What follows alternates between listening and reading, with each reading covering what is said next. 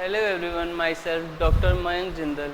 It is a class of simple interest and compound interest. First of all, we will understand what is the simple interest and compound interest. बेटा आप एक बात बताइए, जब आपने bank की passbook देखी है तो बैंक की पासबुक कैसे आती है? बैंक की पासबुक में यहाँ पे बैंक में आपके पास 1 लाख रुपीज़ सबमिट है, बैंक ने आपको इंटरेस्ट दिया, उसके बाद आपकी अमाउंट इंक्रीज़ हो गई। तो जो इंक्रीज अमाउंट है आप बैंक अब उस टोटल पे इंटरेस्ट देगा। तो जो बैंक ने फर्स्ट इंटरेस्ट दिया था अब बैंक उस इंटरेस्ट के अमाउंट पे भी इंटरेस्ट दे रहा है।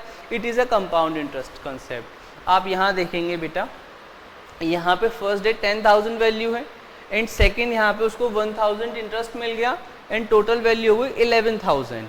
तो यहाँ पे अब 11,000 पे 1100 का इंटरेस्ट लगा, टोटल वैल्यू हो गई 12,100 एंड अब इंटरेस्ट लगा 12,100 पे 1210 का, तो टोटल वैल्यू हो गई 13,310। It is the concept of compound interest. जो टोटल वैल्यू होगी इंटरेस्ट को ऐड करने के बाद उस पर जब इंटरेस्ट लगेगा उसको हम कहेंगे compound value, compound interest.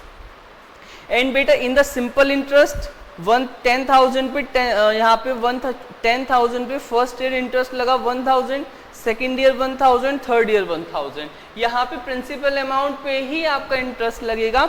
It is the simple interest and it is the compound interest. जब आपकी अमाउंट पे इंटरेस्ट लगाते टाइम जब हम इंटरेस्ट के अमाउंट से उस अमाउंट को बढ़ा देते हैं। Is it clear? Okay, thank you.